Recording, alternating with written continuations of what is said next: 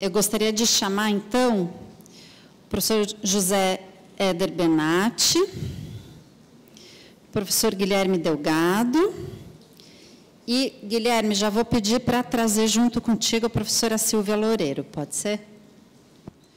A professora Silvia é professora tanto na graduação do curso de Direito, quanto no programa de pós-graduação em Direito Ambiental, na Escola de Direito da Universidade do Estado do Amazonas, na área de Direito Constitucional e Direito Internacional. Desenvolve atividades de pesquisa e extensão na Clínica de Direitos Humanos e Direito Ambiental da Universidade Estadual do Amazonas, da qual é coordenadora responsável desde 2010, e pesquisa sobre temas de direito internacional dos direitos humanos e direito constitucional. Acaso eu vou te pedir, se você puder encaminhar para eles, só o pendrive com o slide dela, que eu não sei se já está engatilhado lá ou não, pode ser? Pode me dar aqui que eu pego. Tá, apresentação Congresso Abra. Tá. Apresentação Congresso Abra. É um PowerPoint solto. A tampinha fica aqui, tudo bem. Tá. Deixa aqui comigo, depois vamos. Muito bem. Espera que agora eu sem óculos já não enxergo nada, meu povo. Guilherme Delgado, cadê? Está ali. É doutor em Economia pela Unicamp, pesquisador do IPEA por 32 anos, ora aposentado, integra, no presente momento, a diretoria da Abra. Publicou e organizou vários livros, dentre os quais Capital Financeiro e Agricultura no Brasil. Quem não conhece, gente, é um clássico, hein? Meu doutorado é fruto disso aí. Que inclusive é a tese de doutoramento dele. Sobre o tema da tese, também publicado em 2012, do Capital Financeiro na Agricultura, a Economia do Agronegócio, outro clássico. Mudanças cíclicas em meio século.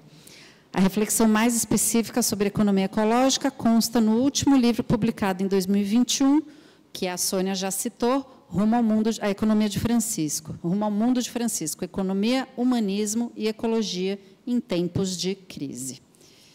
E, por fim, deixa eu pegar você aqui. Professor Benatti, advogado, professor titular de Direito da Graduação e Pós-Graduação da Universidade Federal do Pará, bolsista Produtividade do CNPq, membro da Clínica de Direitos Humanos da Amazônia e do Science Panel for Amazon, SPA, Painel Científico para a Amazônia, sigla em inglês, então. Ligado à Rede de Soluções para o Desenvolvimento Sustentável, SDSN, na sigla em inglês da ONU. Muito bem. Eu não combinei com vocês. Vocês têm preferência de quem começa? Alguma preferência, professor? Eu acho que eu peço, então, para o Guilherme começar. Pode ser, Guilherme? Tá bom. Eu vou ser super rigorosa. Eu mando aqui. Eu vou ser super rigorosa no tempo, vou avisá-los. Eu vou dar 20 minutinhos para cada um. Com 15 eu aviso. Faltando 5 minutos eu aviso. Portanto, faltando 1 eu aviso. Quando acabar o tempo, né? Tá? É isso. Obrigada. Tem slide você, Guilherme? Não. Tem? Já passou? Só 2? Ele já passou? Pronto. Então, se vocês puderem colocar o do professor Guilherme. Brigadão. Guilherme, eu acho que você fala com esse que está na sua frente. Bom, posso falar. Bom, boa noite a todos aqui, todas as pessoas aqui presentes, que acho que evita a gente repetir questões de gênero. O tema dessa mesa é questão agrária brasileira, interfaces com a questão climática. Então, eu acho que não surgiu aí do slide aí, que é Seminário de Belém. Quando surgir, a gente vê aí. Então, na verdade, eu acho que a gente precisa esclarecer um pouquinho essa relação questão agrária, questão ambiental ou ecológica, porque essas expressões elas são plurissignificativas. Então, a polissemia tem a vantagem de ser, digamos assim, muito complexa, muito aberta, mas também tem o problema da ambiguidade. Então, a gente tem que fazer uma pequena varredura, embora essa varredura me tome uns 5 minutos, no mínimo, mas para a gente compreender um pouco. Então, uma questão agrária não é a mesma coisa do conflito agrário, nem é a mesma coisa dos vários problemas agrários que existem. Você tem problemas de inundação, de seca, de epidemia, epizotia, doenças. Isso não é questão agrária. A questão agrária tem a ver com os direitos de propriedade, posse e uso da terra e suas implicações socioeconômicas, mas e políticas, principalmente.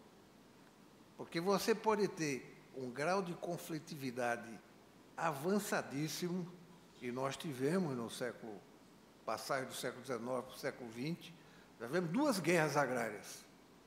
A Guerra de Canudos, 1894, 1997, e a Guerra do Contestado, no final dos anos 10 e início dos anos 20. Nenhum desses conflitos resultou na formulação política de uma questão agrária, apesar da abrangência e do caráter, digamos assim, militar que foi a repressão, então, desenvolvida. Nós vamos ter uma questão politicamente organizada só nos anos 60, meados dos anos 50, anos 60 do século passado, quando o governo João Goulart, basicamente pressionado pelas forças de esquerda, o PTB à frente, declara prioridade na reforma de base da reforma agrária e envia mensagem ao Congresso que vai suscitar a quebra da aliança política PSD-PTB, por conta da rejeição pelo Congresso da proposta, e, de certa forma, vai fraturar o governo Goulart, propiciando o golpe militar de 64. Então, não é simples se formular uma questão política hegemônica. Essa questão ela vai voltar na Constituinte, e na Constituinte se dá um passo importante, significativo, que é modelar o texto constitucional à imagem e semelhança do Estatuto da Terra, indo um pouco mais adiante em alguns aspectos e atrás em outros. Mas você traz para a Constituição, você traz ao ápice do sistema jurídico os principais regimes fundiários constitucionais brasileiros ora vigentes. Na realidade, isso é uma repercussão das lutas agrárias dos anos 50, 60, que se prorrogam nos anos 80. Mas nós precisamos ter clareza de que, nos anos 2000, assume hegemonia política no país o chamado sistema de agronegócio, que é visceralmente o oposto daquilo que está inscrito na Constituição como cerne da mudança de estrutura agrária. Portanto, a estrutura agrária brasileira ela permanece intocada do ponto de vista dos direitos de propriedade, posse e uso da terra, preconizados pela Constituição de 88, mas que são inativados pela hegemonia política dominante. Bom, falo essa breve introdução para dizer que hoje, século XXI, nós temos uma outra emergência, uma outra, digamos assim, pressão do ponto de vista dos direitos de propriedade, posse e principalmente o uso da terra, que é a estratégia de comoditização, no sentido de produção de mercadorias mundiais à escala planetária, a que o Brasil se viu subordinado pela primarização da economia. Isso tudo... bom, deixa eu... Já apareceu? Então, eu vou colocar a questão agrária brasileira... Na sua frente você consegue ver aqui. Consigo. Então, o que tem a ver a questão ecológica com a questão agrária que eu estou colocando contemporaneamente? É que desde a COP20, desde a conferência de 1992, que lançou as COPs, nós já estamos na COP29, indo para 30, o sistema mundial elege o problema da carbonização do espaço da natureza como um problema mundial e desenha uma estratégia também planetária de minimização desses efeitos através da redução das fontes emissoras dos chamados gases do efeito estufa. Isso, portanto, passou a ter um prestígio internacional, midiático, etc., muito grande, porque, ano a ano, esse problema é recolocado. No entanto, se nós pensarmos do ponto de vista político, 29 COPs, a 30ª sendo esse ano aqui em Belém, não foram suficientes para enfrentar o problema declarado lá em 92, o que denota um grau de certa banalização do ponto de vista político. Mas, como o problema físico é real, ou seja, há um problema físico real e um enfrentamento político não tão ostensivo, acumulam-se os efeitos predatórios do ponto de vista da emissão de gás do efeito estufa, que é apenas um pedaço da questão ecológica. Não é a totalidade da questão ecológica. Ela tem prestígio, a descarbonização, as medições da carbonização, porque isso está associado às COPs. Mas a questão ecológica é mais ampla. Ela tem a ver com a danificação do espaço da natureza a partir do processo produtivo e de consumo econômico da sociedade nacional, global, capitalista, etc. Então, ela é muito mais exigente. E, obviamente, do ponto de vista climático, provoca efeitos catastróficos. No Brasil, em especial, a partir do espaço rural. Essa é a diferença. Nas 3 últimas COPs, 27, 28 e 29, a emissão de dióxido de carbono e gases equivalentes oriundas do espaço rural se situaram nos níveis de 73%, 79% e 75%. Isso só acontece aqui no Brasil.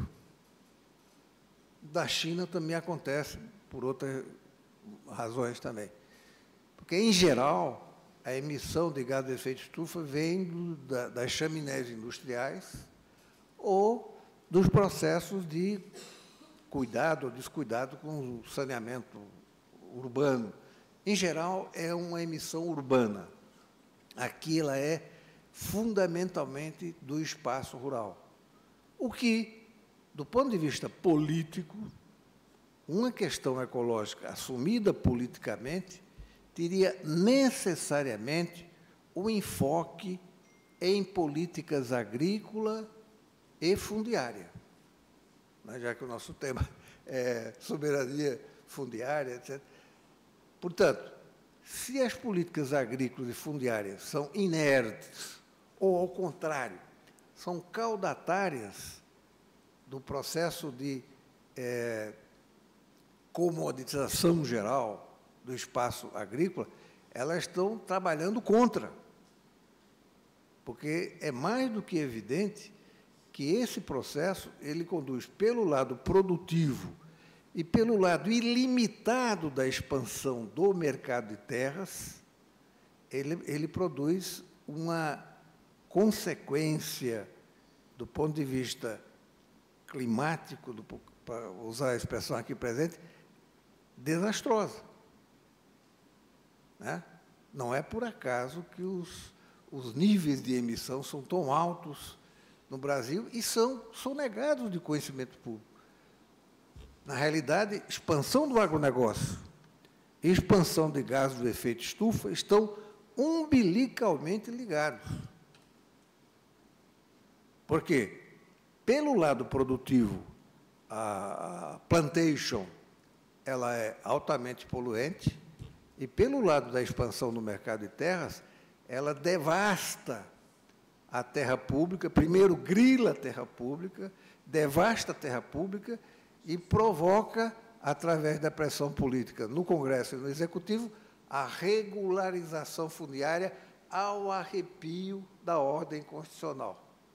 Agora, isso passa batido porque esse assunto é interditado ao debate público.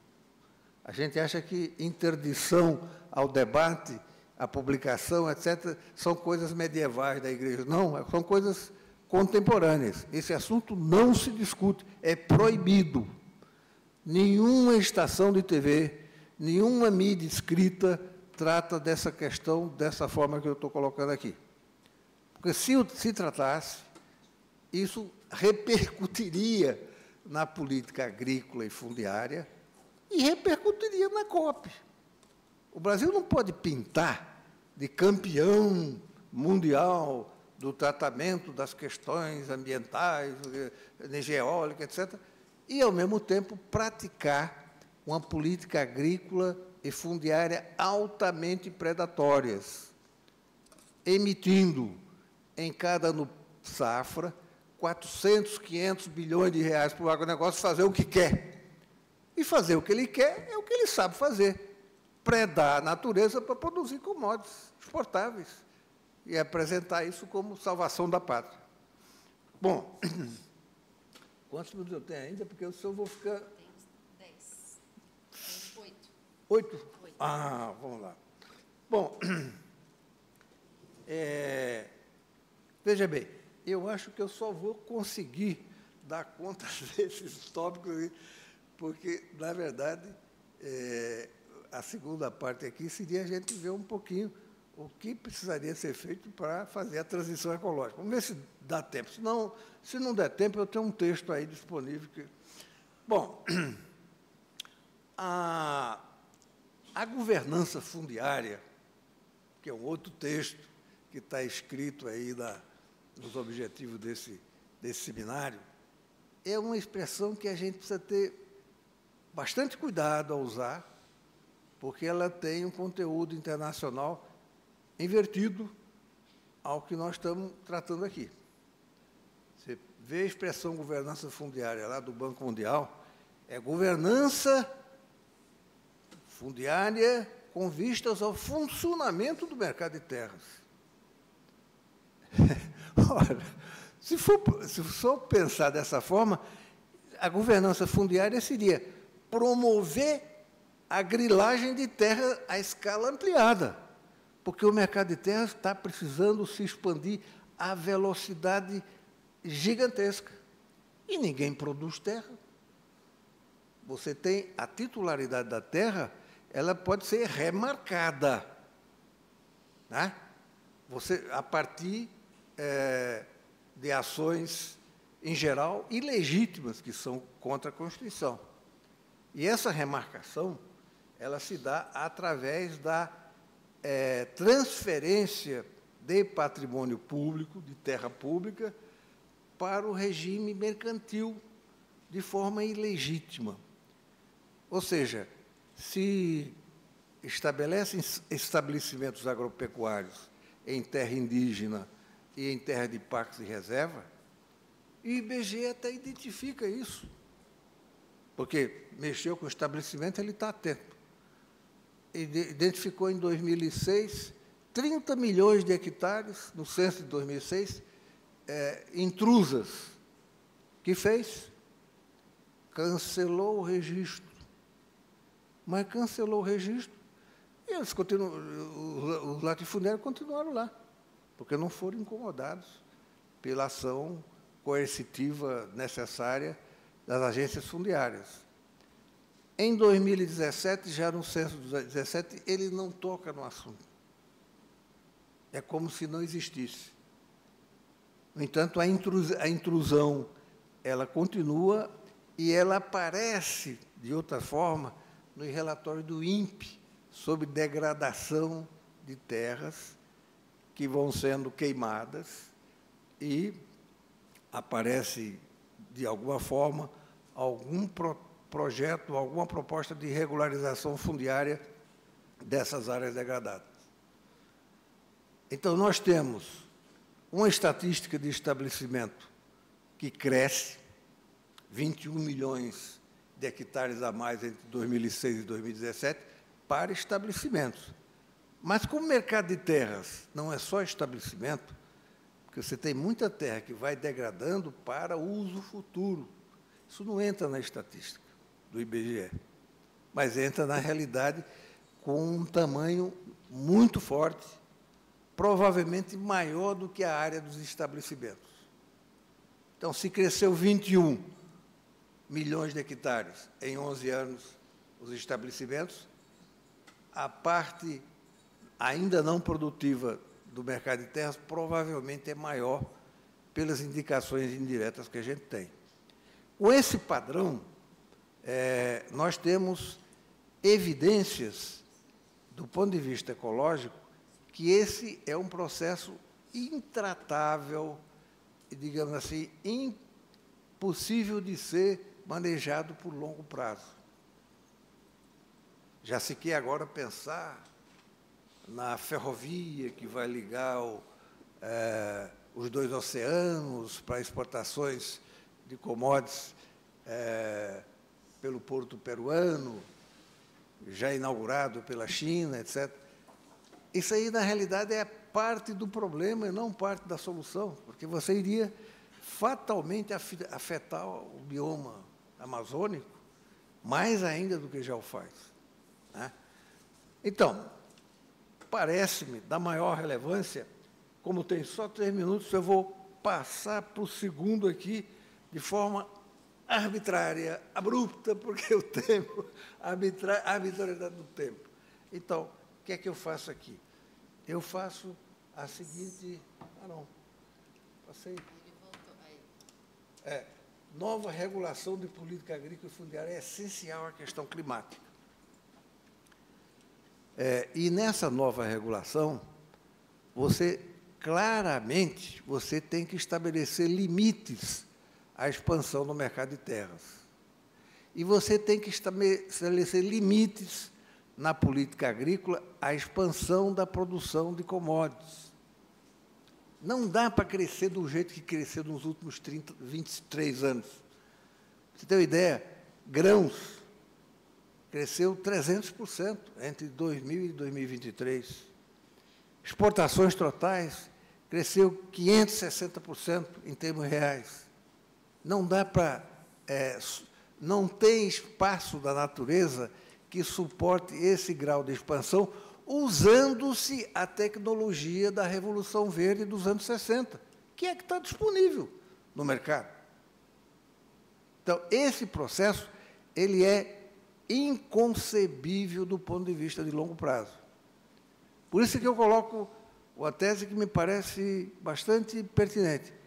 Esse pacto de economia política do agronegócio, que conduz e impõe esse padrão de primarização do sistema econômico, não só das exportações agrícolas, ele tem um custo social altíssimo e precisa ser objeto de um processo de transição ecológica.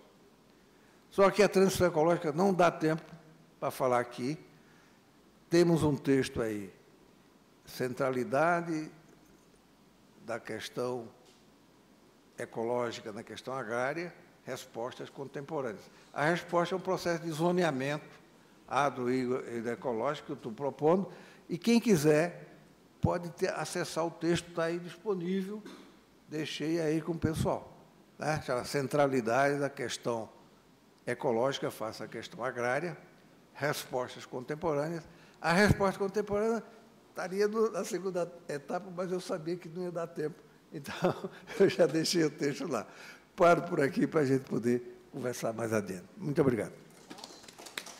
20 minutos e 20 segundos. Incrível. Vou passar a palavra agora para a professora Silvia, então, pode ser? Ó, tem um microfone, ele tem uma caixinha na sua frente. Ok. Isso. Me ajuda a passar os slides? Claro. Guilherme, você pode me dar o controle dos slides? Vocês colocam da professora? Obrigada. Quando você quiser, me fala. Eu te dou um toquezinho quando faltar 5 minutos. Tá bom. Obrigada. Espera aí que eles estão colocando.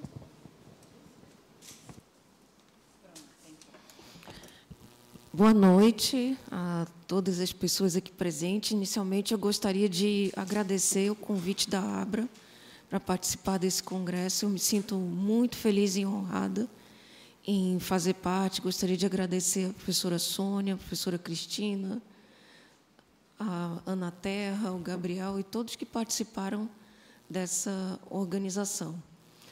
Eu gostaria de fazer a minha contribuição hoje como internacionalista e constitucionalista, né?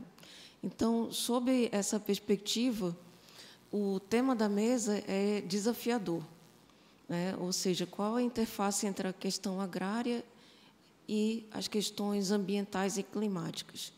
Então, no segundo slide, eu gostaria de iniciar, né, retomando o que o professor Guilherme deixou aqui conosco, que foi o papel que a Constituinte teve no enfrentamento da questão agrária, né, dispondo sobre isso no título 7 da Ordem Econômica e Financeira, traçando as diretrizes da política agrária, fundiária e a reforma agrária. E, nesse capítulo 3 do título 7, nós temos um artigo que me serve de âncora para desenvolver a minha pesquisa de hoje, que é o artigo 186 da Constituição, que coloca os parâmetros básicos para que a propriedade rural desempenhe a sua função social, né? A função social da propriedade é uma garantia fundamental ao direito de propriedade. E o artigo 186 coloca como parâmetros para essa realização o uso adequado e racional, o uso adequado e racional dos recursos naturais, a preservação ambiental, relações de trabalho e bem-estar, né, do proprietário e do empregado. E, paralelo a esse processo de redemocratização, a construção desses pilares da política agrária, fundiária e da reforma agrária, o Brasil também, no final da década de 80, início dos anos 90, começou o seu processo também de internacionalização dos principais tratados de direitos humanos, dentre eles a Convenção Americana de Direitos Humanos em 1992, e em 1998 o Brasil declarou aceitar a competência contenciosa da Corte Interamericana de Direitos Humanos, que tem se desenvolvido, né, como um foro capaz de desenvolver processos estruturais, ou seja, o processo interamericano hoje é um processo visto como um processo de enfrentamento de questões complexas, em que se busca a solução da causa dos problemas e não simplesmente consequências. E também se busca, através das medidas de reparação, a transformação, a reparação integradora e transformadora. Então, a minha pergunta hoje, ela vai nesse viés de como,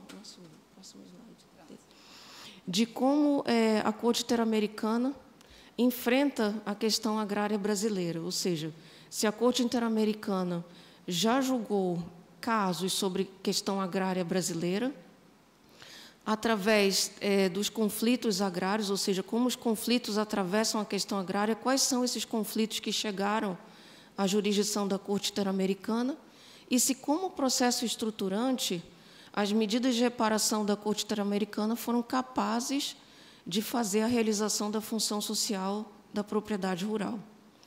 No próximo slide, nós vemos um mapa do Brasil, em que se pontua geograficamente os conflitos que chegaram à jurisdição da Corte Interamericana.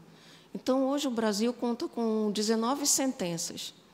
Uma sentença em que ele foi absolvido, no caso Nogueira de Carvalho, e 18 sentenças condenatórias. E, sintomaticamente, dessas 18 sentenças condenatórias, 9 são sentenças que, de maneira direta, enfrentam conflitos agrários. E o mapa mostra, né, não como uma questão quantitativa, mas de maneira empírica, mostra que esses casos têm uma localização geográfica bem interessante, porque emergem nas áreas de conflitos agrários brasileiros, né, no norte do Brasil, estado do Pará, Nordeste, Maranhão, Paraíba, Pernambuco e no estado do Paraná. Então, a resposta, então, para a primeira pergunta é sim, né? A Corte Interamericana já julgou casos sobre a questão agrária brasileira. E agora nós vamos ver quais são esses casos, e de maneira muito resumida, para que a gente possa ter, pelo menos, uma visão geral, né? O primeiro caso julgado pelo Brasil, contra o Brasil, nesse panorama, foi o caso Escher e outros. E, num breve resumo, é um caso que trata do monitoramento, da violação e da divulgação de conversas telefônicas de membros de duas cooperativas, ADECOM e COANA, que tinham uma relação com o movimento dos trabalhadores sem terra. E essa divulgação das conversas telefônicas se deu no Jornal Nacional, né, como se essas cooperativas estivessem tramando ações terroristas contra o Fórum da Cidade. Então, esse primeiro caso, ele mostra, então, num primeiro momento, a questão das cooperativas sendo a perseguição, né, e as cooperativas como sofrendo a perseguição política instaurada ali naquela área de conflito. O segundo caso, também ali na mesma região, só que no município de Querência do Norte, mostra um caso exemplar, né, um caso típico de homicídio dentro do contexto de uma reintegração de posse extrajudicial, né, o assassinato do 7º Garibaldi, né, que fazia uma ocupação. O terceiro caso é o caso que a professora Valena conhece bem, né, dos trabalhadores da Fazenda Brasil Verde, um caso escandaloso sobre trabalho escravo contemporâneo aqui no estado do Pará, em que evidencia a negligência nas fiscalizações, nas diversas fiscalizações que aconteceram no final dos anos 80, dos anos 80 e início dos anos 2000, em que foi identificado o trabalho escravo e a investigação completamente negligenciada, né? As vítimas foram consideradas um total de 128 trabalhadores resgatados em pelo menos 2 das fiscalizações que estavam dentro da competência temporal da Corte Interamericana. O quarto caso é o caso do povo Chucuru, né, aqui envolvendo a interface entre o problema da demarcação das terras indígenas e o problema fundiário. Em que sentido?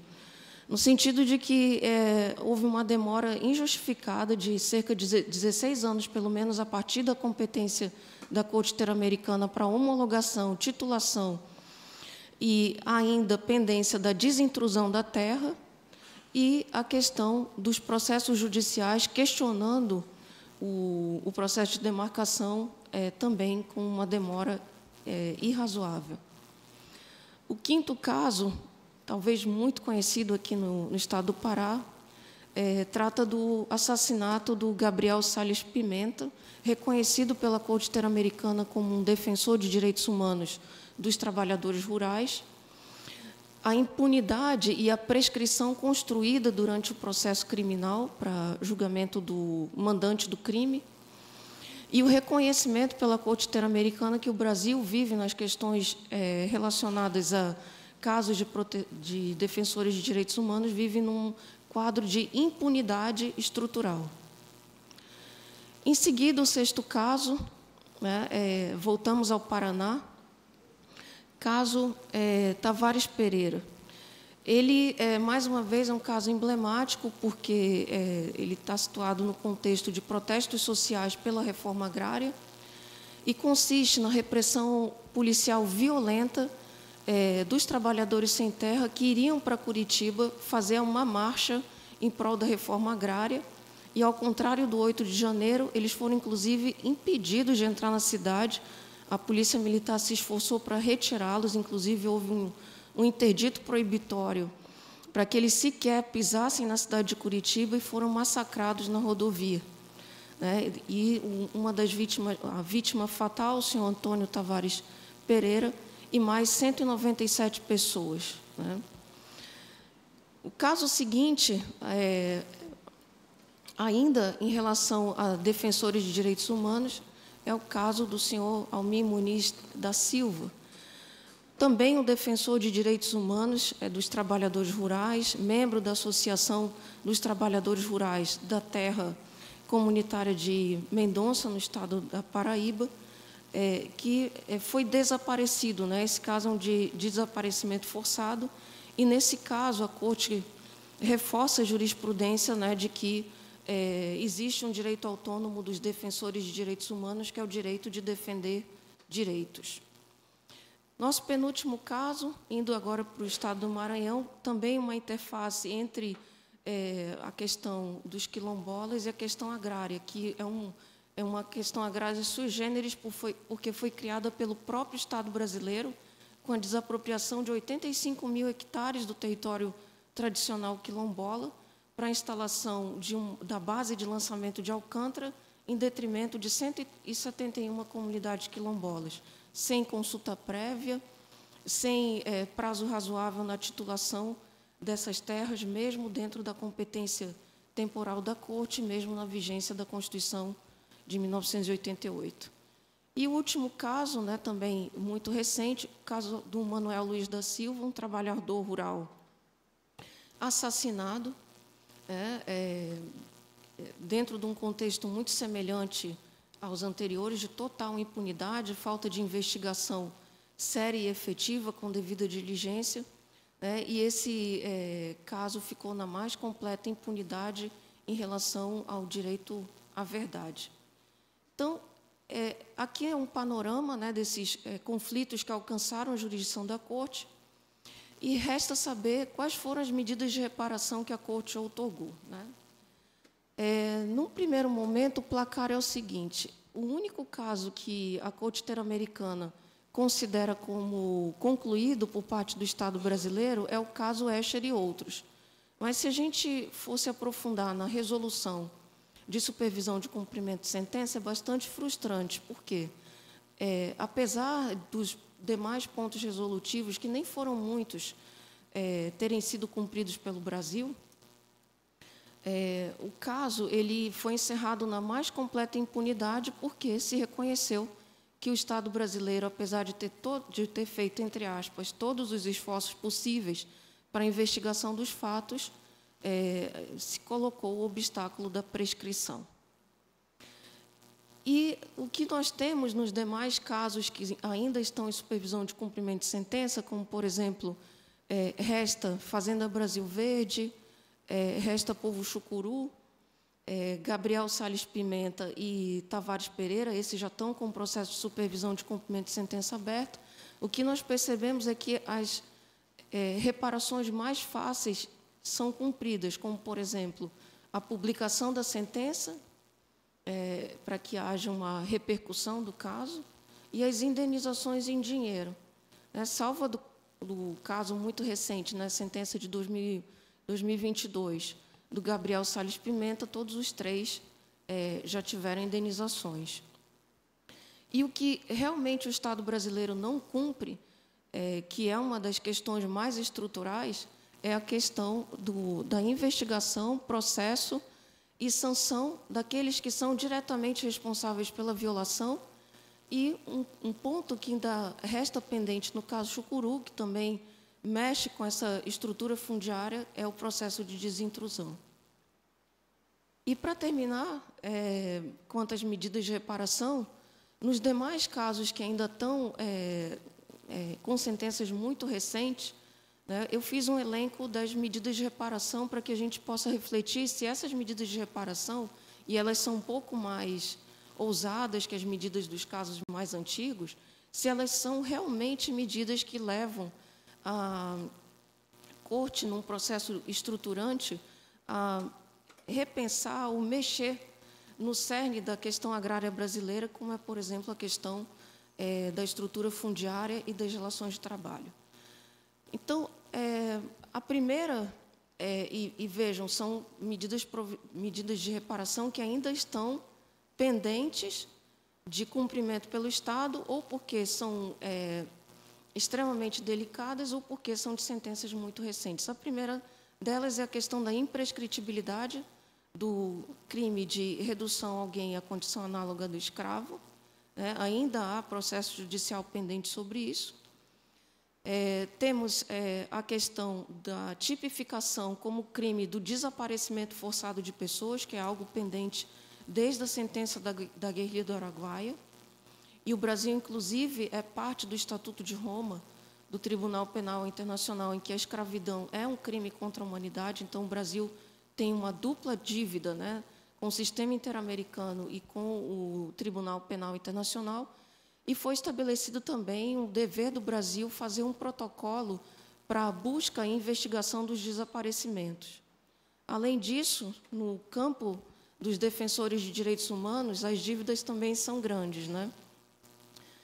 Além do protocolo para investigação dos crimes contra defensores de direitos humanos, foi recomendado ou determinado que o Brasil reveja o programa de defensores de direitos humanos, comunicadores e ambientalistas, que façam um diagnóstico da violência envolvendo os conflitos do campo, e também se pede estatísticas, né, se pede números, porque números geram políticas públicas, não só em relação às mortes violentas de defensores, mas também, no caso específico da Paraíba, sobre as mortes violentas dos trabalhadores rurais.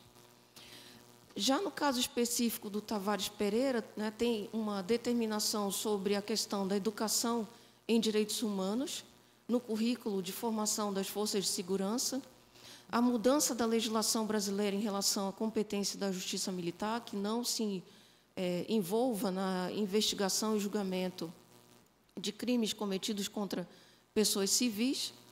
E temos um dos mecanismos, talvez o mais desafiador dessas medidas tomadas pela Corte, que é o mecanismo de reabertura de casos. Ou seja, constatado que o Brasil tem uma prática de construir a prescrição nos processos criminais, ou de fazer coisa julgada fraudulenta nesse tipo de caso, né, a Corte determina ao Brasil que reabra esses processos e julgue os responsáveis. E como medidas de memória, nós temos apenas duas, né?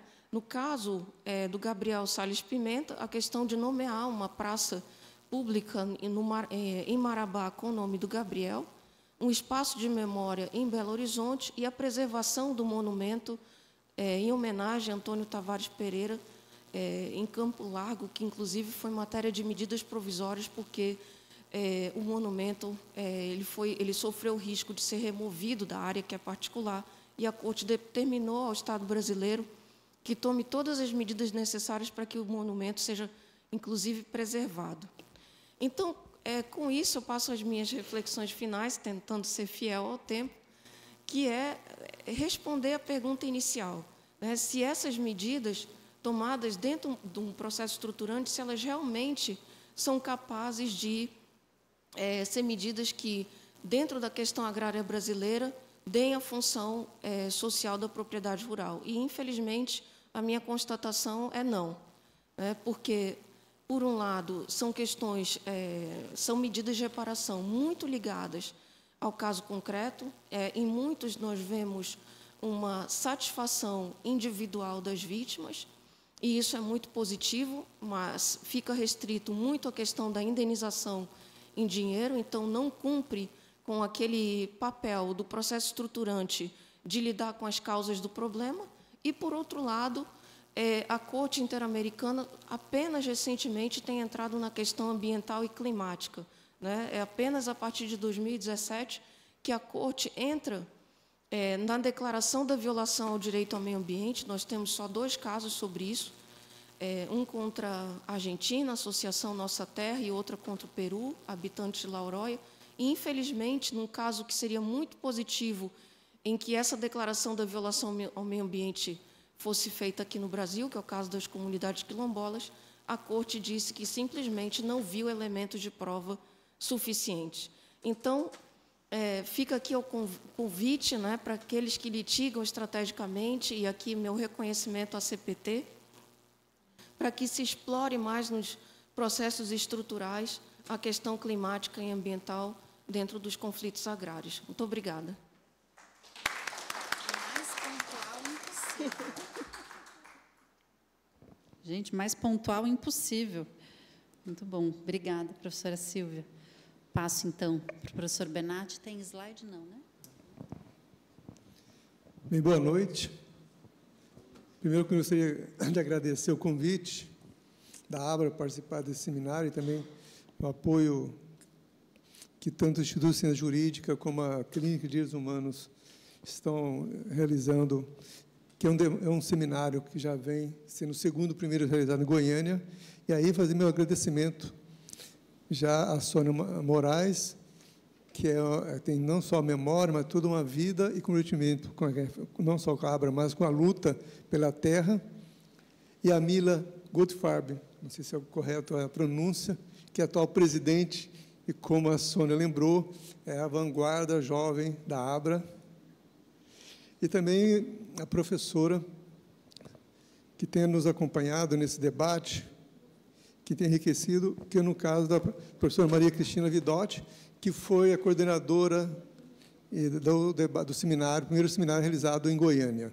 E não podia esquecer também desse convívio dos últimos 2 dias intenso aqui, com a Ana Terra, que veio na frente desbravar, não a Amazônia, mas a preparação do encontro. Mas o que eu vou fazer rapidamente, e vai ser facilitado pelas já as exposições, e aproveitando já agradecendo e cumprimentando a Silva Loureiro, da Universidade Estadual do Amazonas, e o Guilherme Delgado, da ABRA, a exposição deles já facilita um pouco meu debate, que eu vou falar sobre a reforma agrária, a governança fundiária e as territorialidades tradicionais na Amazônia. Então, a ideia é de fazer um paralelo dessas categorias e mostrando qual é o problema hoje do século XX, quando se fala em reforma agrária, principalmente do debate da governança da terra. E aí, a Constituição de 88, ela é um marco importante nessa discussão, porque, apesar de introduzir...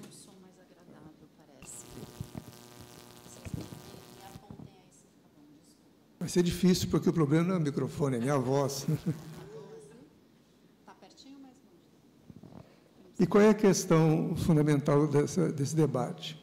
Mesmo a Constituição de 88, que ela introduz várias categorias, princípios que antes não estavam no nosso regulamento legal e jurídico, ela ainda acaba repetindo, dentro de um contexto, que é a não romper com a visão antropocêntrica do direito. E mais ainda, é uma antropocêntrica ocidental, onde o proprietário tem que ser um sujeito homem branco e dentro do poder, dentro do sistema capitalista, que se a gente for analisar, e aí eu estudando há vários anos, desde a minha tese de doutorado, a propriedade, eu só fui entender o nexo causal, ou, quando é muito bem lembrado, a gente faz a leitura, mesmo das normas jurídicas, dos acontecimentos históricos, como a propriedade privada, ela não se altera na sua concepção e estrutura desde o período colonial. No período colonial, nós temos o quê? O plantation, que é a grande propriedade rural, que é utilizada, modifica o ecossistema para uma plantação de uma monocultura para exportar, utilizando uma mão de obra escravizada. Depois disso, qual é a grande mudança que você tem? Da mão de obra escravizada para uma mão de obra fragilizada ou análoga a escravo. mas ela continua sendo grande propriedade, pela plantação de monocultura para exportação com a modificação e degradação do meio ambiente. Ou seja, a propriedade privada não muda no Brasil, seja ele no período colonial, monárquico, a república, ou no século XXI. A lógica da propriedade mantém-se a mesma, ou seja, os sujeitos, os quais têm um poder político desde o período colonial, repete a sua tradição no século XXI. E aí você vai ver a Amazônia, em todo esse contexto, ela vai continuar exatamente nessa lógica de grandes apropriações, modificação do ecossistema, eliminação dos sujeitos sociais que aqui ocupavam. É interessante que, mesmo do golpe militar de 1964, e todas as normas que vai introduzir e tentativa da concentração da terra, porque a ideia dos militares era eliminar a resistência da ocupação da terra na Amazônia. E o que eliminar significa o quê? Tirar a terra do poder local. Por isso que vem a federalização da Amazônia. O Pará, 70% do território paraense passa para a jurisdição federal, que antes pertencia ao Estado, exatamente para implementar, possibilitar a transferência das terras públicas, das terras ocupadas por camponeses, ribeirinhos, quilombola indígena, para uma agricultura de exportação, seja ele grandes empresários nacionais ou internacionais. Isso não vai mudar em todo o processo histórico aqui da ocupação da Amazônia. E, nesse aspecto, a ocupação camponesa, que você tem ocupação de poceiros, seja ribeirinhos, quilombolas indígenas, eram vistos como ocupações atrasadas, que eram um obstáculo ao desenvolvimento do progresso do Brasil, que era a transformação do ecossistema. Então, a grande luta, a grande slogan do governo militar, que era terra sem homens para homens sem terras, foi exatamente, e nesses sem terras, homens sem terra, exatamente reconhecia que a legitimação de ocupações do grande latifúndio. Os povos indígenas, quilombolas, esses foram retirados, não foram legitimados em qualquer política.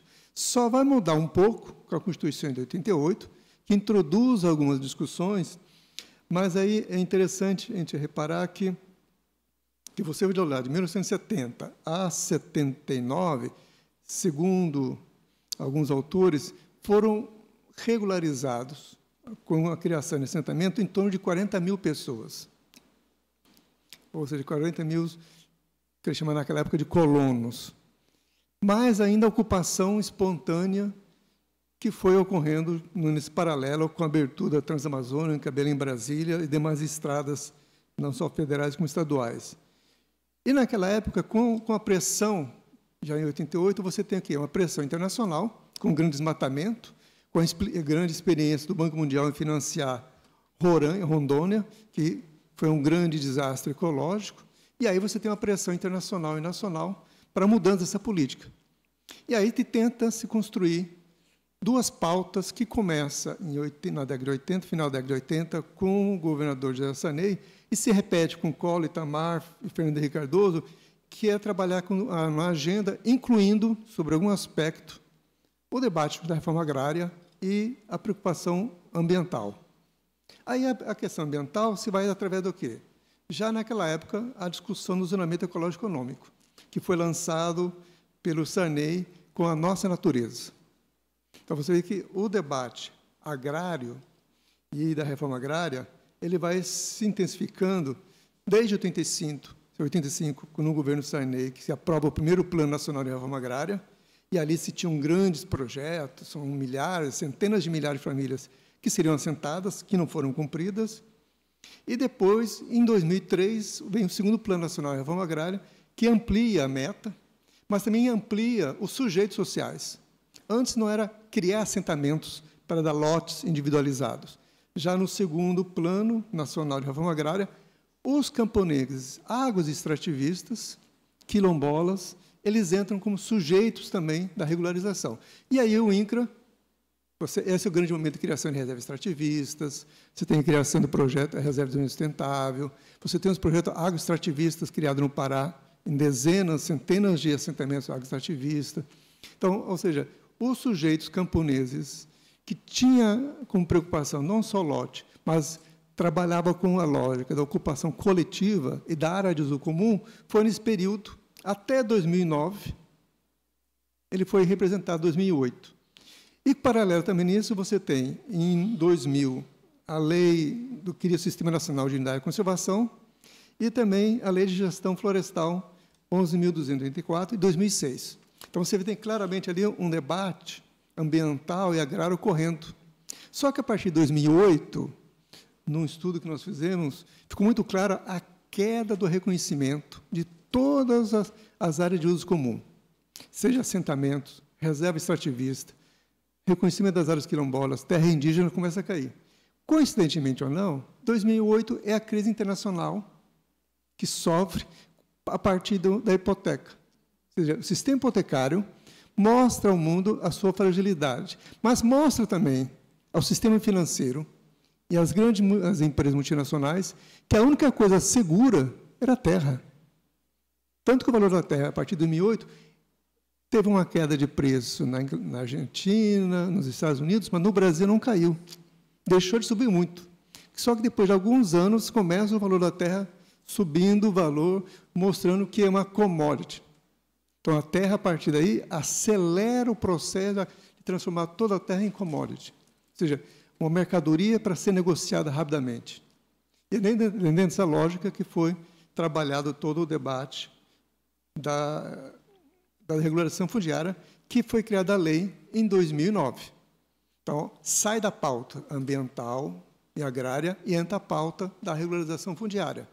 Não são pautas que no governo Lula tentou até fazer pautas paralelas, mas, na verdade, a força do agronegócio impõe, e não só impõe a lei de 2009, como desde 2017, e agora sempre pedindo mudança da norma para facilitar exatamente a grilagem. E um estudo recente do Francisco de Assis Costa, que está na programação, que ele vai aprofundar essa discussão, ele mostra muito claro que o desmatamento, a violência só vai ser possível diminuir se tiver o controle desse mercado de terra. E como é que dá esse controle? É pela especulação. Não existe melhor negócio que comprar terra, seja urbano ou rural. E aí o debate que eu vou falar, a questão da governança da terra, entra exatamente nessa discussão. Não importa o que foi até hoje demarcado, reconhecido, de terras indígenas, quilombola, mas porque você tem na Amazônia ainda em torno, dependendo dos dados, dos números, mais de 70 milhões de hectares de terras públicas, federais e estaduais em disputa e não destinadas. E no governo anterior, do Lula agora, você vai perceber claramente que não foi só a disputa pela terra, mas foi a deslegitimação das terras já demarcadas e reconhecidas dos povos indígenas e quilombola. Ou seja, é dizer que essas terras não têm direito de existir enquanto área quilombola e área indígena. Não foi só demarcação zero, foi a destruição da legitimidade das áreas já reconhecidas, que teve uma paralisação agora com o governo Lula, mas também ele não avançou a pauta de demarcação indígena e quilombola. Porque é uma pauta internacional. O espaço, hoje, quando você discute o governança da terra, o que é a governança da terra? Seriam as políticas para implementar um conjunto de organização fundiária, buscando criar regras, processos e organizações nas quais você determina o acesso à terra num determinado país, garantindo que diferentes sujeitos possam acessar essa terra. E os dois principais instrumentos da governança da terra, quais são? A regularização fundiária e o cadastro. Só que, no caso da FAO, quando ela vai definir a governança, buscando que a governança também da terra, da floresta, das águas, é importante democratizar e respeitar os diferentes sujeitos sociais, se está falando de uma governança, vamos chamar de forte. No caso do Brasil, que a governança de terra é fraca, obviamente que você tem situação o quê? De fragilidade dos outros sujeitos sociais que não representam o grande capital, seja ele um latifúndio nacional ou internacional. Na prática, o comportamento é o mesmo. Não há no Brasil diferença se o proprietário é brasileiro ou estrangeiro. Ele trabalha na lógica do grande capital, da grande acumulação da riqueza na mão de poucas pessoas. E os demais sofrem toda a consequência da destruição e da violência. Então, a governança fraca leva exatamente à concentração de terra, não só rural como urbana. Belém, por exemplo, 60% da terra é ocupação primária sem ter titulação. E o mercado de terra, ele negocia a mesma coisa. Ele não diferencia o que é titulado e o que não é. Nós, como juristas, acreditamos que o título de propriedade é aquele que está registrado em cartório, onde você tem o georreferenciamento e localiza o imóvel. Sonho nosso, de primavera. Porque para o latifúndio, para os bancos privados, para os financiadores, que hoje boa parte do financiamento não passa pelos bancos privados ou oficiais, ele consegue exatamente entrar direto financiado pelos fundos internacionais, que, pela lei aprovada em 2022, permite que a propriedade privada seja transferida direto ao financiador, caso não seja pago pelo devedor. Ou seja, você pode vender terra no Brasil criando contratos de empréstimo feito pelos fundos, disfarçando uma venda direta, porque não passa nem a área das fronteiras. Na lei diz, ele não exclui nem áreas de fronteira. E nem os 2.500 hectares passam pelo Conselho Nacional. Não, é direta transferência para os grandes fundos internacionais. Então, toda essa política rompe o quê? O que antes, na globalização, ela rouba dos estados o controle sobre a economia, hoje, os estados não têm nem poder mais para definir suas políticas de governança da terra, de distribuição dos recursos, porque tem que estar submetido à grande lógica internacional de concentração da terra no mundo todo. Que o próprio Banco Mundial vai denunciar a corrida da terra a partir de 2009, preocupada exatamente com isso. Então, na realidade, a questão é, quando nos referimos à governança fundiária e qual é a relação com as territorialidades ou com os territórios tradicionais? São coisas que são compatíveis num debate atual? Bem, rapidamente vou definir a questão dos territórios tradicionais, ou seja, são as áreas de ocupação da vida, da reprodução física e cultural dos povos indígenas, quilombolas e comunidades tradicionais, que vão além da concepção patrimonial do uso da terra, e aí propriedade para o sistema é uma commodity. Ou seja, como qualquer outra commodity, como a soja, o milho, o gado, tudo é commodity. A natureza é uma commodity. Não existe vida. Ela tem que ser transformada. E, no caso, quanto mais transformada, mais valorizada dentro dessa lógica. Então, o território que traz uma concepção antagônica a essa visão, e aí função social da propriedade, que era o nosso sonho de agraristas, lutamos e tal, é uma questão secundária. Se você pegar as decisões do STF e com o comportamento dos grandes proprietários, não existe função social da terra. Existe a função social do mercado, que se impõe na concentração e na visão hegemônica da sociedade, que conquista também não só a terra, mas também conquista corações e mentes da visão Caltrin, que todo mundo usa chapéu, bota, cinto, e as músicas que estão ligadas a essa cultura, mostrando como o agronegócio é pop. Agora, todos os elementos da sociedade, e nessa visão de território como espaço da vida, da diversidade, ela é excluída, porque diversidade e monocultura não é possível conviver. E cada vez mais você buscando diminuir a própria nova, que é a questão da reserva legal, da APP, a última agora, onde se reconhece que o Código Florestal fez a área de preservação permanente, que antes, na Amazônia, que isso tem um impacto enorme, se media a partir da enchente média do rio.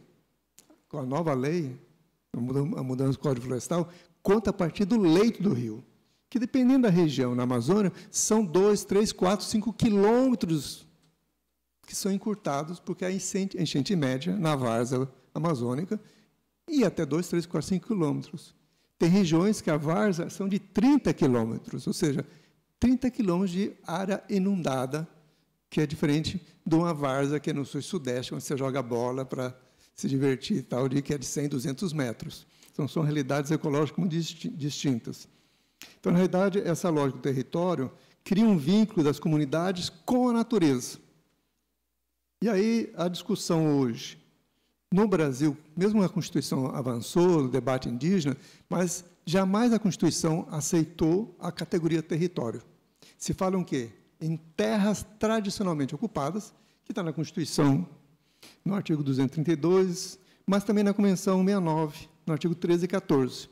Então, terras tradicionalmente ocupadas, e aí vem todo o debate em cima disso, a questão do marco temporal, porque ela tem que estar tradicionalmente ocupada, não é a territorialidade de uma identidade culturalmente histórica. Então, aqui você tenta criar um marco. A pergunta é, se pede um marco para os povos e comunidades tradicionais, mas nunca se pede um marco para a ocupação e desmatamento e destruição da natureza. Porque sempre vai ter uma lei que vai sempre mudando a relação de quando é o mínimo, quando é o máximo tolerado de ocupação.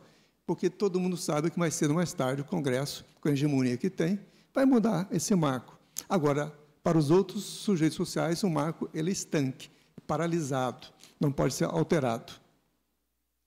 Então, a grande visão, que eu diria, tradicional nesse debate é a discussão entre territorialidade, do direito à territorialidade, ou seja, direito ao território, a identidade que vai se construindo, e o debate do direito de propriedade, que o próprio nome diz propriedade.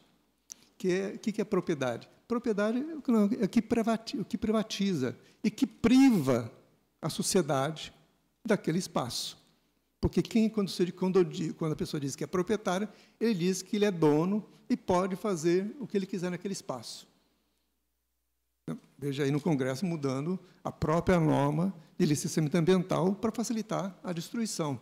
Porque, no fundo, eles acreditam que a ciência vai resolver os impactos causados pelo atual sistema. Quando eles acreditam que se está vivendo ou não um sistema atual de uma crise ecológica. E é por isso que o professor Carlos Frederico Marés de Souza Filho diz que as leis não admitem o nome de território para indicar o espaço vital dos povos indígenas, chamando-os simplesmente de terras. No entanto, se pode observar que esse conceito de território está implícito nas normas constitucionais vigentes. Agora, as terras ocupadas, que têm uma obrigação da União em demarcá-las, se a gente pegar todas as decisões do STF, do STJ, do Tribunal Regional da Primeira Região, tem jurisdição sobre a Amazônia toda, a gente fica lendo aquelas decisões e perguntando, será que eu sou marciano? Porque entre o que está escrito e o que realiza, há um hiato enorme. E aí, isso se repete não só no estudo, no levantamento que nós fizemos, de todas as decisões do primeiro Tribunal Regional Federal, de 1998 a 2022, ligado a povos indígenas e quilombolas, a média para se conseguir uma sentença definitiva transitada e julgada é 20, 18, 25 anos. E mesmo quando tem transitado e julgado, não há efetividade do cumprimento do que foi decidido. Ou seja, o judiciário, apesar de ter decisões favoráveis, mas não tem eficácia social. Só tem uma eficácia jurídica, mas não social, porque ela não é implementada, mostrando a fragilidade do nosso Estado brasileiro. Para ir finalizando, nesse debate, aí entra a discussão que eu diria hoje, desses sujeitos sociais do território tradicional, que são povos e comunidades tradicionais, que construíram uma história própria, exatamente quando se discute hoje a diversidade social, e vamos discutir hoje a governo da terra, nós temos que discutir a lógica sobre um novo paradigma sobre o governo da terra, sobre a reforma agrária, como também a crise climática emergencial. Qual é esse novo paradigma? Hoje, não se trata mais de governo da terra centrada nas pessoas. Tem que discutir a reforma agrária, a governo da terra centrada nas pessoas e na natureza.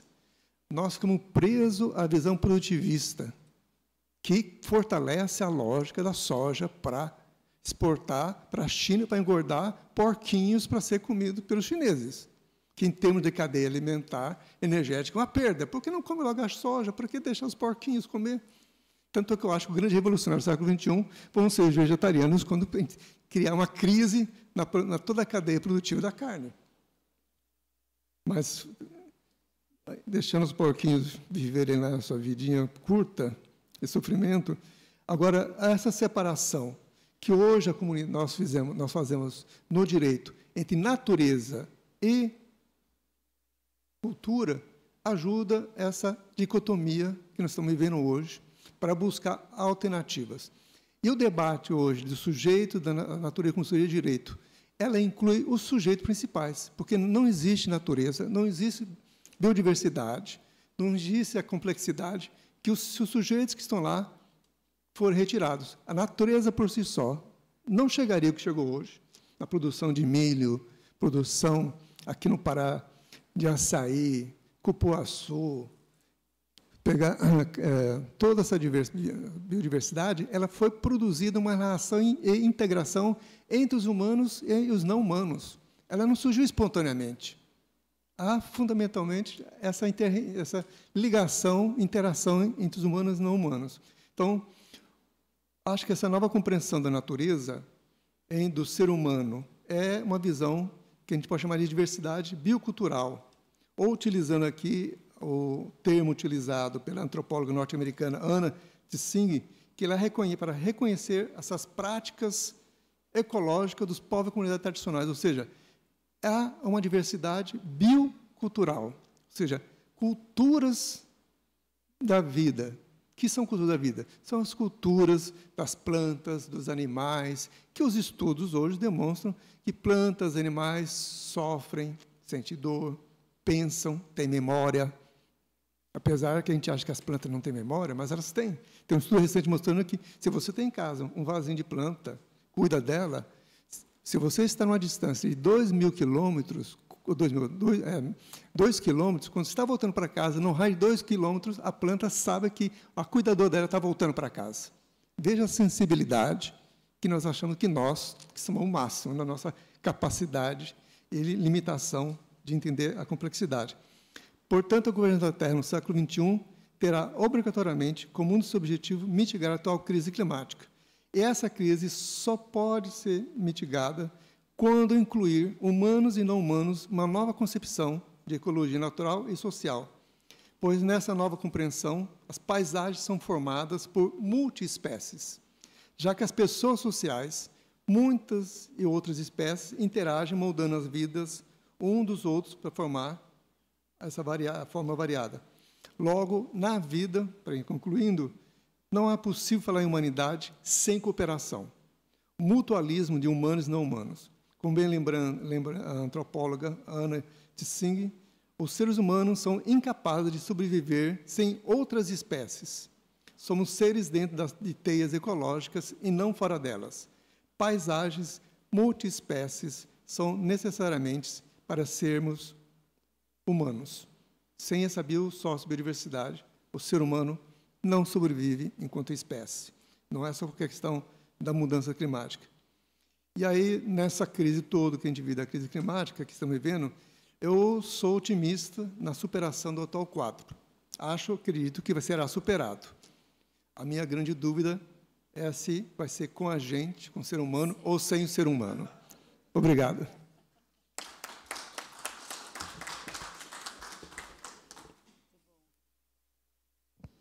Obrigada pela disciplina no tempo, pessoal. Bom, abro para debate. Temos debate antes do coquetel, que está sendo super preparado. A Cássio já levantou a mão. Eu vou pedir para vocês pegarem o microfone, se alguém puder ficar com o microfone aí, por conta da gravação.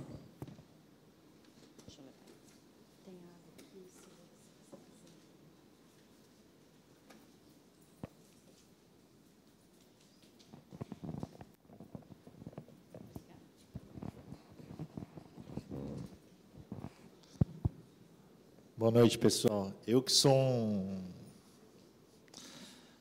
otimista heterodoxo, mas de um jeito otimista diferente do seu, viu, Benatti? Esse otimismo seu aí, se vai ser com a gente ou sem a gente,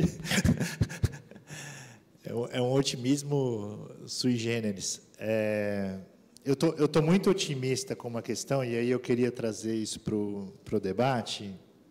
Não é uma pergunta, é um comentário geral. Com a decisão recente do ministro Flávio Dino, na DPF 743, que já vem de uma série de debates realizados aí no último período, desde as queimadas daquele que foi decretado como o Dia do Fogo em 2019, em julho, janeiro, agosto de 2019, né? Teve aquele Dia do Fogo, na sequência teve aquele dia que a fumaça da Amazônia juntou com a fumaça do Pantanal, que juntou com a fumaça do Paraguai, bateu na cordilheira e 3 horas da tarde anoiteceu em São Paulo, né? Aconteceu em Corumbá, aconteceu em vários outros lugares, mas a gente sabe que quando acontece em São Paulo ganha uma magnitude, né? E aí o ministro Dino deu aquela decisão no âmbito da DPF, que falava algumas coisas. A DPF era justamente sobre as queimadas da Amazônia e no Pantanal e a inoperância do Estado brasileiro, governos estaduais, governo federal, em se fazer cumprir a função social, né? Não era isso dito dessa maneira, mas era isso, né? E agora, recente, acho que tem 15 dias ou coisa parecida, o ministro Dino dá uma decisão que, ao meu ver, pelo que eu apurei, o governo está perdidinho com essa decisão, porque não sabe o que fazer, que ele manda desapropriar as áreas que foi identificado o incêndio criminoso, né? Tem toda uma discussão sobre como é que você prova o dolo, né? Quem que, né, vai laudar de fato isso, né? Mas como simbologia, né, para além da questão da operacionalidade disso, eu acho que isso abre uma possibilidade de a gente discutir o que é a reforma agrária, para além da política de desapropriação de terra para a criação de assentamento. Porque abre um debate, na linha do que a Sônia colocou na abertura, de uma reforma agrária climática, né, na linha do que o Guilherme já provocou, de uma reforma agrária ecológica, né? Então, são componentes da reforma agrária do século XXI, na linha da Laudato Si, na linha de tantas outras coisas que a gente debateu, que eu fico muito animado, que é uma raridade na minha vida, quando o ministro do Supremo diz numa decisão que tem que desapropriar, que o direito da propriedade não é absoluto, né? Ah, mas já tiveram outras decisões do Supremo, do STF, já está na jurisprudência, não tem problema. Isso tem que ser dito 200, 400, 500, 1000 vezes, quantas vezes forem necessárias. Então, eu só queria chamar a atenção para isso, que eu acho que é uma questão muito recente da conjuntura e que ajuda muito a gente a fazer ligações, né, entre debate climático, o debate ecológico, o debate ambiental e o debate fundiário. Obrigado.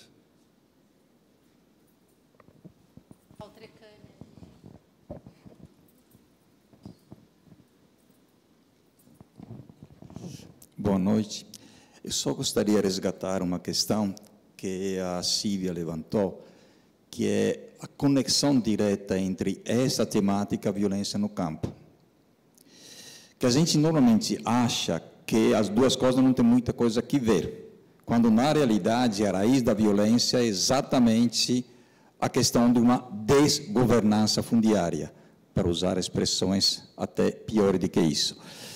E só gostaria um elemento que ela citou e que eu acho que nós talvez estamos perdendo uma grande ocasião, porque com a condenação do Brasil em 2023 pela Corte Interamericana, no caso Gabriel Salles Pimenta, o governo foi obrigado a fazer o poder público, melhor dizendo, foi obrigado a ir em duas direções. Primeiro, o governo criou um grupo de trabalho exatamente para discutir o Plano Nacional de Proteção das Vítimas e dos Defensores de Direitos Humanos.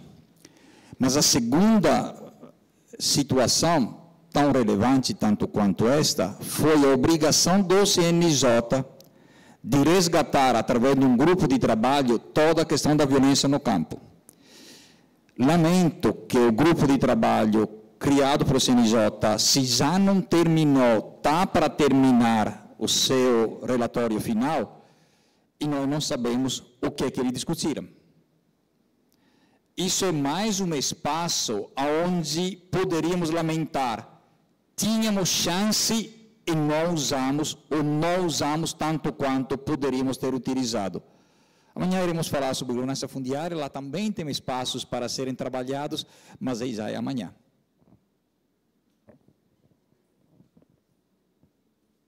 Assim, Girolamo Treccani, Federal do Pará. Danilo Araújo, do MDA. São duas questões aqui que eu achei que foi pouco tempo, né, para os professores falarem aí, mas eu gostaria que o professor Guilherme discorresse mais sobre a proposta de nova regulação das políticas públicas, com destaque aí para o ponto 3 lá, que diz respeito à desapropriação, qual que é a proposta, se eu puder detalhar mais, e também do ponto 4, relacionado à legitimação da aplicação do conceito de governança fundiária. E para o professor Bernatti também, se ele puder discorrer mais um pouco sobre os novos paradigmas da governança da terra, que o senhor falou no final da fala. Vamos para mais uma, e aí a gente encerra esse bloco e eu faço eles comentarem, pode ser? E encerra tudo, e vamos para o coquetel. Isso. Afonso Chagas, de Rondônia, CPT e professor da Universidade Federal. Concordando integralmente com o que o professor Girolamo coloca, eu acho que a questão da violência, ela tem sido, e aí foi importantíssima a recordação desde a primeira mesa, o quanto que a ABRA já vem registrando, e depois a CPT segue nessa trilha, demonstrando essa correlação entre conflito, violência, e os rumos que vai se dando à questão agrária e à questão fundiária. Mas eu endereçaria uma questão ao professor Éder Bernatti, no sentido de que eu concordo também plenamente com que essa questão, principalmente de todas as flexibilizações possíveis para a terra pública, inclusive subvertendo a ordem civilística da própria questão da proteção da propriedade, mas eu queria explorar um pouquinho, que o senhor pudesse falar um pouquinho sobre essa nova legislação que o senhor mencionou, de 2022, que são formas que burlam, que atalham a questão da transferência das terras, porque eu considero que isso, em fronteiras de expansão, e principalmente em áreas não destinadas, tem sido um subterfúgio extremamente utilizado, principalmente em áreas onde a proteção pública das terras ainda não destinadas se consolida. Obrigada, Afonso. Professor Guilherme, podemos começar contigo aí? Pode ser? A pergunta do Danilo Araújo, né? Do Danilo. Exatamente aquilo que eu não consegui falar. Ele fez. Muito Vocês obrigado. combinaram, que eu sei. É isso. Hein? Vocês deixaram combinado já isso. Está combinado. Bom, veja bem. A desapropriação por interesse ambiental, o socioambiental, ela está prevista no artigo 186. Regulamentar esse artigo, que nunca foi, na parte ambiental, ela pode ser feita inclusive, por ato administrativo. Não tem que passar no Congresso.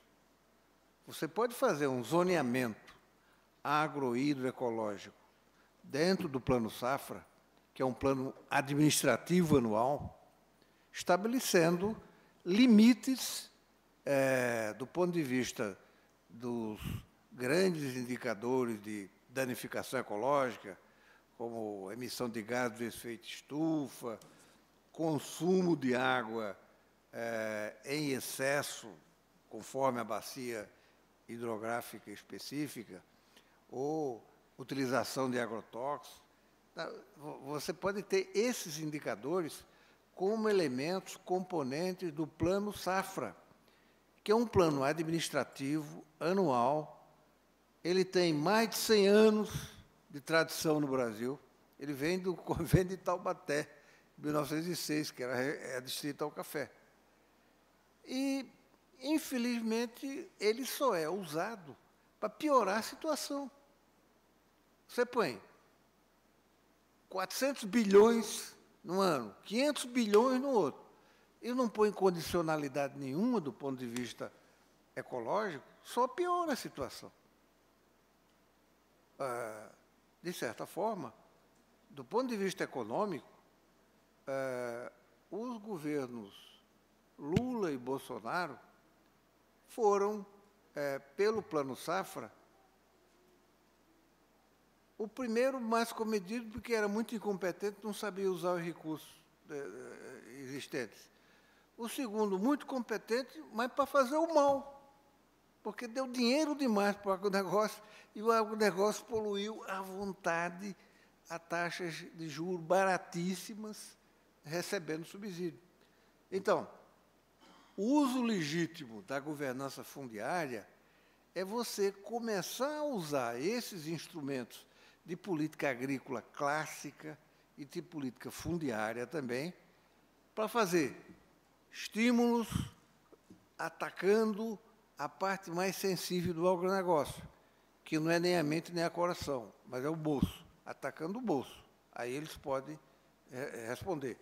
E, no limite, quando você não tem possibilidade de resolver por essa via, você usar o instrumento da desapropriação por interesse ambiental, também fundamentada no zoneamento.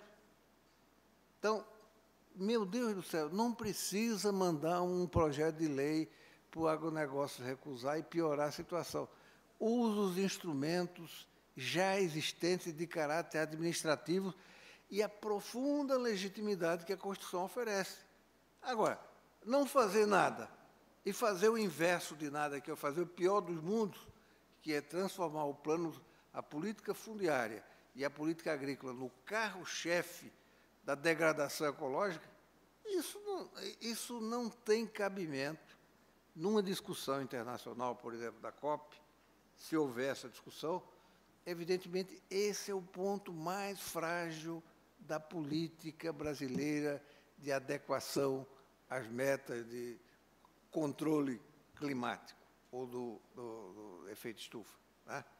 Então, a ideia é o seguinte, pode sim, já, nós estamos preparando um plano Safra. O plano Safra, ele é anunciado em julho.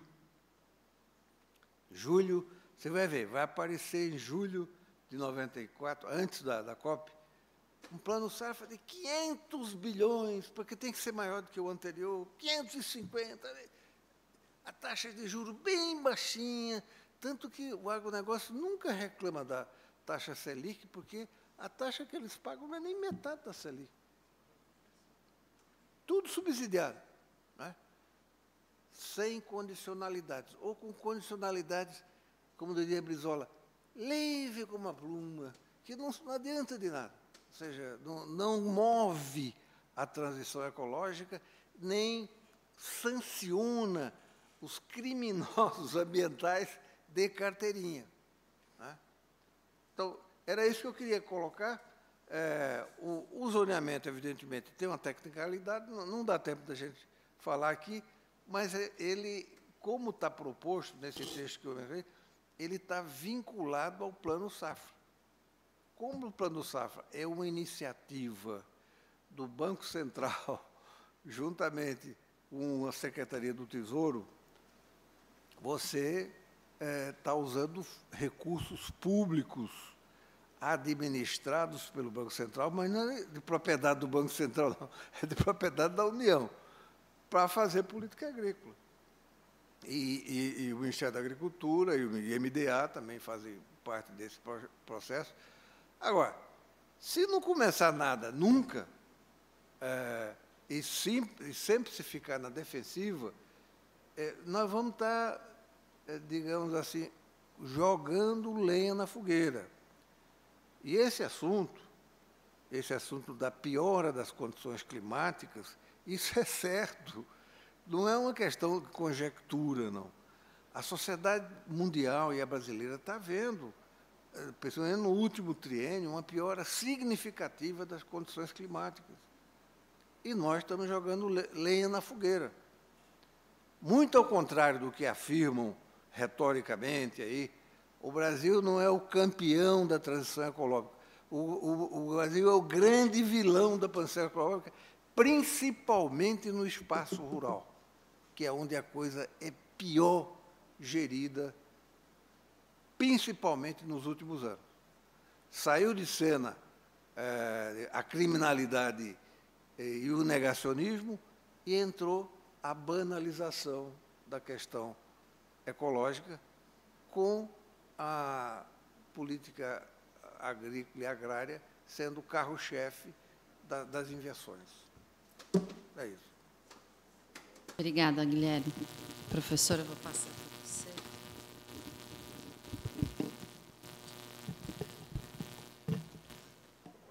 Obrigada, professor Benatti, pelo comentário. E eu acho que só tenho a concordar, porque para um caso chegar à jurisdição da Corte Interamericana de Direitos Humanos, ele tem que envolver o pressuposto uma violação de direitos humanos. E em todos os casos que eu analisei, mesmo aqueles que não redundam numa violência física, né, tem uma violência psicológica, tem um elemento de desagregação, né? O caso Escher foi um exemplo disso, né? Um monitoramento e a vigilância. E o que chama mais atenção é que essa violência ela redunda na impunidade, né? Andam de mãos dadas, violência e impunidade. E uma impunidade que é estrutural e muitas das vezes passa, né, nos casos estudados, todos passam pela máquina do Poder Judiciário, construindo a prescrição, a coisa julgada fraudulenta. E nessas últimas 3 sentenças, inclusive, o Brasil já desistiu de fazer a contestação direta sobre o prazo razoável, né, que é outro elemento desse binômio violência e impunidade. Os processos são tão demorados, que, além da falta de acesso à justiça e proteção judicial, vem a condenação pela demora excessiva, tanto dos processos administrativos quanto judiciais. Então, me parece que já é até uma estratégia do Brasil desistir do argumento de contestar o prazo irrazoável, porque o tempo não tem como mentir, né? Não tem como voltar atrás do calendário e tentar minimizar os efeitos desse reconhecimento de responsabilidade. Mas obrigada pelo comentário, professor.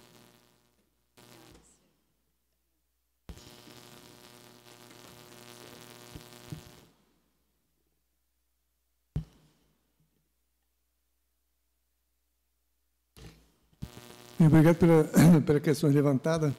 Eu faço até uma brincadeira com os alunos, dizendo que o tempo, quando fala que o processo demora muito tempo, fala, depende. Se estiver em Júpiter, o que é 20 anos? Mal é um ano jupiteriano. Então, nós erramos só o planeta, né? Acontece aqui na Terra. Se fosse em Júpiter, não teria problema. O mesmo é a questão da Terra. O que é 100 mil, 50 mil hectares em Júpiter, em Saturno? Não é nada. O problema é que a sociedade, o ser humano nasceu no planeta errado, né? Se nascesse lá, teria muito mais terra para se apropriar e tal. Mas, deixando essa brincadeira de lado, mas em relação, primeiro, respondendo à segunda questão, o que eu comentei foi a Lei 13.986, de 2020, 13986, que institui o Fundo Garantidor Solidário, dispõe sobre o patrimônio rural em afetação, a célula imobiliária rural e a escrituração de títulos de crédito e a concessão de subvenção econômica para empresas cerealistas. Então, ela muda a própria Lei 5.709 de 1971, que acaba aceitando o quê? Que quando, o que diz o artigo lá? Quando o estrangeiro adquire o imóvel baseada na hipótese de uma operação que de crédito é realizada pelo produtor rural, inclusive a transmissão de propriedade fiduciária em favor da pessoa jurídica nacional ou estrangeira. Ou seja, você pode transferir a propriedade sem necessidade de fazer qualquer leilão público para o que o dinheiro fosse transferido. Não, aqui é a transferência da propriedade. Então, ela abre, e respeitados 50 módulos de exploração econômica, pode ser feito mesmo na faixa de fronteira, sem pedir autorização do Conselho Nacional, Conselho Nacional de Justiça. Direto. Então, abre com a porta de negociação direta com os fundos internacionais. Não há um limite. E se vamos procurar o livro de estrangeiros, eu lembro de um juiz contando a história em Marabá, que ele estava lá fazendo uma inspeção pelo Conselho Nacional de Justiça, e no cartório, ele perguntou, você tem um livro de estrangeiros aqui no cartório? Ele falou, não, tenho.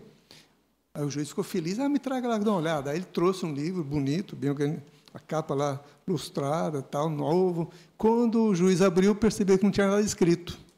O livro existia, você não tinha quem era os estrangeiros que adquiria propriedade em Marabá.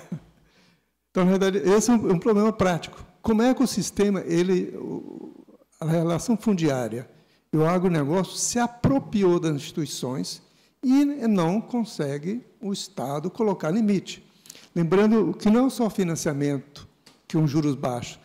Qualquer exportação pela Lei Candir, qualquer exportação in natura, não paga imposto. Aliás, todas as D20, etc., caminhonete, não pagam imposto também federal. Ou seja, é óbvio que é fácil você fazer uma transferência de milhões e bilhões de dinheiro para um setor, não importa se está tendo lucro ou não está tendo, qual é o impacto. Mas, na realidade, voltando a outra questão, em 2019, eu entrei numa certa crise psicológica quando o novo governo ganha, Bolsonaro ganha. Falei, vou voltar a discutir assuntos que eu achava que estava superado, que era do século passado. Falei, não tem. Falei, já estou quase pensando na aposentadoria e vou discutir o que aconteceu no século passado. E aí eu vi o seguinte, porque nós tínhamos um impasse, não conseguimos avançar, só ganhamos pontualmente. Com o debate, pois eu queria entender melhor o debate, que aí sim me deu esperança. O debate sobre o direito da natureza. Que debate é esse? O que significa discutir a natureza como sujeito de direito? O que eu estou entendendo nesse debate é que existem 3 grandes concepções quando se fala em natureza. A visão antropocêntrica, que é essa atual, que até pode ser flexível, está uma preocupação ambiental, e a outra, que o direito ambiental também faliu, porque todo o direito ambiental foi construído nas bases filosóficas, epistemológicas do antropocentrismo, ou seja, no final é a propriedade que manda. Então, tanto é que tem conflito, a propriedade, ela se impõe. Veja aí todos os licenciamentos. O pouco obstáculo que tinha já vai ser mudado no Congresso agora. E, no caso que nós sofremos aqui em Belo Monte, toda vez que um juiz dava favorável, suspendia uma obra, uma liminar, uma semana depois o presidente do Tribunal Regional da Primeira Região cassava, baseado no quê? No inciso que está na lei civil pública, ou seja, se o presidente do tribunal avaliar que a suspensão do empreendimento pode causar, isso aqui é só enfeite, algum problema sério de saúde pública, que é um enfeite, ou perda econômica, pode suspender a liminar com ato unilateral do presidente, sem levar para a discussão nas câmaras técnicas. E todos eles foram cassados. Quantas liminares o Ministério Público Federal conseguiu com um juízo singular e chega no tribunal cassado? Demonstrando-se exatamente isso. Então, ou seja, na prática, a lógica é a lógica do grande capital, onde transforma a vida numa monocultura, com agrotóxico, envenenamento, trabalho análogo escravo.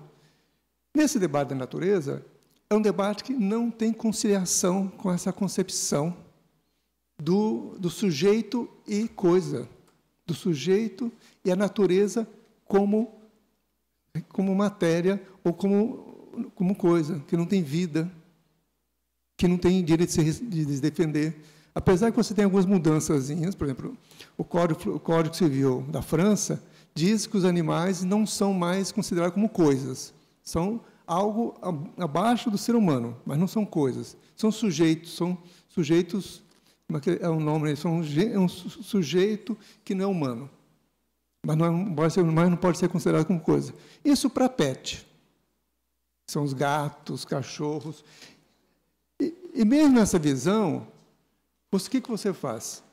Você só levanta o debate dos pets, porque todo mundo consegue fazer aquilo que o gato, que eu adoro o gato, cachorro. Né?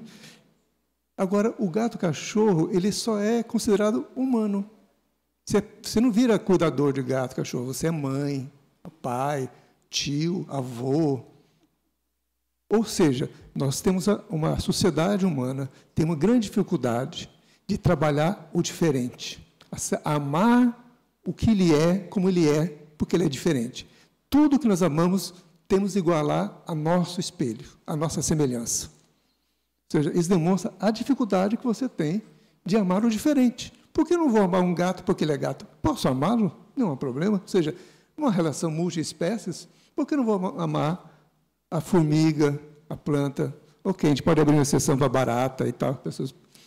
Mas, ou seja, a diversidade. Esse paradigma, quando eu discuto direito da natureza, mais que discutir só direito da natureza, é discutir o paradigma que colocou exatamente nessa hierarquia, onde não é só o ser humano. No topo da cadeia, não é o ser humano que está lá, é o homem branco, rico, que representa 100 mil famílias no mundo. O restante está fora dessa cadeia.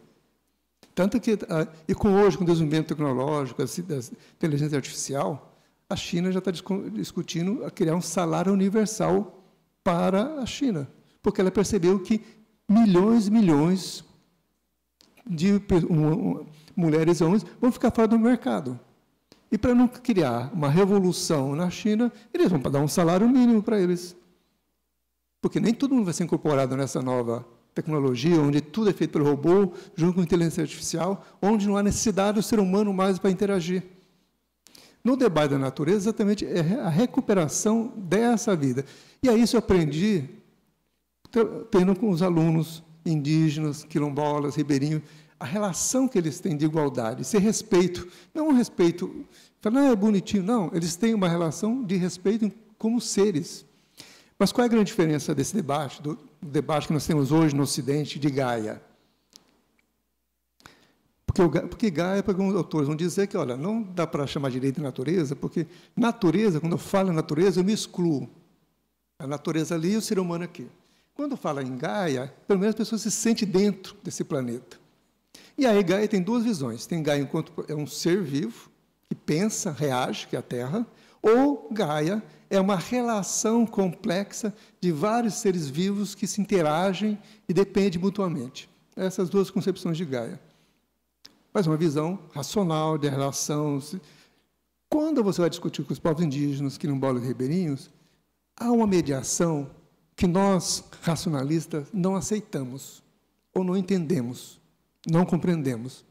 Porque toda a relação deles com a natureza não é só com a vida, é com a espiritualidade.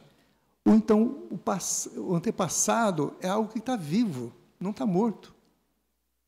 Não há referência mitológica, uma referência moral. É uma referência que eles conversam sempre. Assim como as aves, as florestas, há um ser encantado, onde há um diálogo construído. Eles pedem ajuda e a natureza diz como é que querem. Então, hoje o açaí, que é o açaí, cupuaçu, se pegar cacau, todas essas plantas foram uma relação de construção, de modificação, entre um diálogo entre os indígenas e os não indígenas, a natureza. Agora, nós ocidentais temos dificuldade de aceitar isso. Achamos que é meio mitológico, mas não. Há um diálogo muito forte nessa construção. Só que na nossa ignorância não entendemos e não aceitamos. Como diz um ditado oriental, milagre não existe. Milagre nada mais é um fenômeno natural onde nós não compreendemos como é que se dá na prática essas leis que ocorrem, que fazem que aparecer o milagre. Então, nós definimos tudo que nós ignoramos de milagre. Que para os povos indígenas e quilombolas, eles aceitam como uma relação natural da relação entre os humanos e não humanos, dessa complexidade entre animais, água, floresta, árvores e os minerais. Quando a gente entender que cada vez mais assim, demonstrando que são campos magnéticos que se interagem, se trocam, se você abraça uma árvore, que é uma cultura japonesa, energeticamente você está se recuperando, está conseguindo equilíbrio. O fato de você pisar descalço na terra já te dá uma descarga energética que você se alivia quando você vai andar na floresta. Ou seja, há toda uma coisa que ignoramos e a sociedade é toda construída para nos apartar da sociedade, ou dessa nossa natureza. Tanto que nem em casa nós andamos descalço. Tem um chinelinho de borracha para não deixar a gente ter um contato com a realidade. E talvez, acho que o grande aprendizado, no caso, nós como professores, a Universidade Federal do Pará, ao receber os indígenas quilombola como alunos de uma política de política nacional ou local, de incorporação dos grupos sociais marginalizados ou que têm dificuldade de ter acesso à universidade. Só um exemplo, 80% dos alunos na Universidade Federal do Pará são pessoas pobres. E boa uma parte delas precisa de um apoio ou de uma ajuda econômica para poder continuar cursando os cursos aqui na Federal, os mais de 180 cursos da graduação. E nesse aprendizado que a gente tem que rever nossos paradigmas, concepções, abrindo nossas mentes para aceitar uma nova realidade que está vindo aí e mostrando o seu poder e sua capacidade. E, do outro lado, mostrando como nós somos insignificantes e ignorantes. Obrigado. Obrigada. Bom, agradeço muito. Convido todos e todas agora para o coquetel ali fora. A gente vai ter vários dias para pensar esses próximos paradigmas que precisamos construir. Então, obrigada, gente. Boa noite. Obrigada, mesa, Guilherme, Silvia, Bernardo.